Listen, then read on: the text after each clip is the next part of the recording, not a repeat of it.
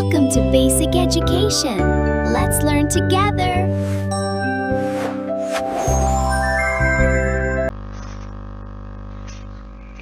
ঐকিক নিয়ম।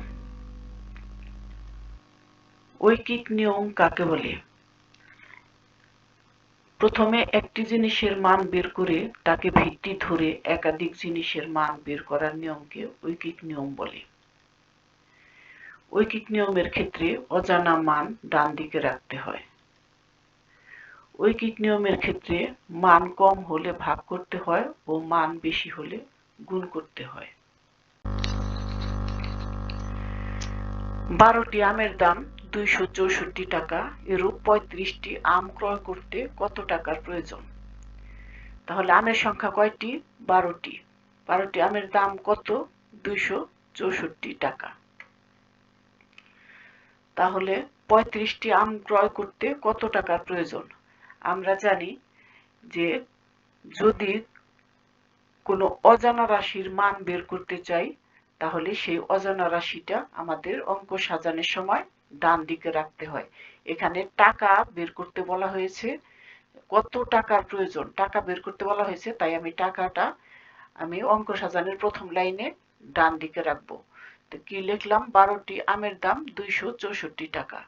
তাহলে ঐকিক নিয়ম হচ্ছে যে প্রথমে একটির মান বের করে সমস্যার সমাধান করব, সেটাকে ভিত্তি ধরে আমরা একাধিক জিনিসের মান বের করব। তো সেই জন্য আমি একটি আমের দাম বের করেছি। এখানে একটি আমের 12টি আমের দাম যদি 264 টাকা হয় তাহলে একটি আমের দাম কম হবে, সেই জন্য আমরা ভাগ করব। আর যদি বেশি হতো তাহলে গুণ করতাম। যেহেতু 12টি আমের দামের চেয়ে একটি আমের দাম অনেক কম, সেই জন্য আমি এখানে ভাগ করেছি। তাহলে ভাগ করলে কত হয়? 264কে 12 দ্বারা ভাগ করলে তোমরা তোমাদের খাতায় রাফ করে নেবে। 264কে 12 দ্বারা ভাগ করলে 22 হয়। তাহলে আমার বের করতে হবে কয়টি আমের দাম? 35টি আমের দাম। 35টা আম ক্রয় করতে কত টাকা আমার লাগবে সেটা বের করতে হবে। তাহলে 35টি আমের দাম আমরা একটি আমের দাম পেয়েছি 22 টাকা। তাহলে 35টা আমের দাম বের করতে আমার একটির সাথে আমার 35 গুণ করতে হবে। একটি আমের দাম 22 টাকা, 22 টাকার সাথে আমি 35 টাকা গুণ করে দিব, দিলে যা হয় সেটা আমি লিখব। তাহলে আমরা এটা গুণ করে পেয়েছি 770 টাকা। তোমরা রাফ করে ডান পাশে রাফ করে 22 এবং 35 গুণ করে মান বের করবে। তাহলে আমি মান বের করেছি, এটা হচ্ছে 770 টাকা। এটাই হচ্ছে 35টি আমের দাম।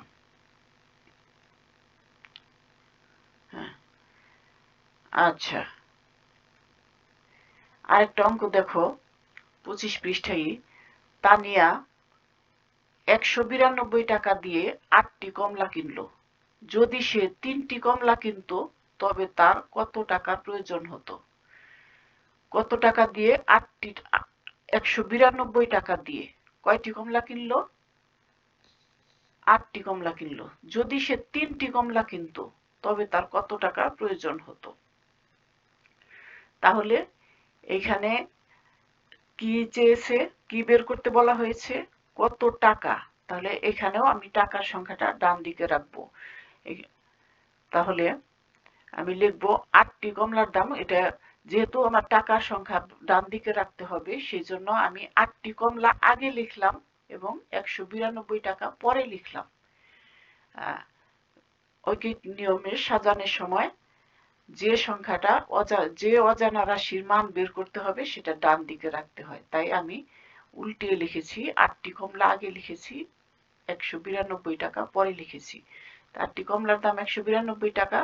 আমার একটির মান বের করতে হবে, সেই জন্য আমি একটি কমলার দাম 892কে 8 দ্বারা ভাগ দিয়ে দিয়েছি।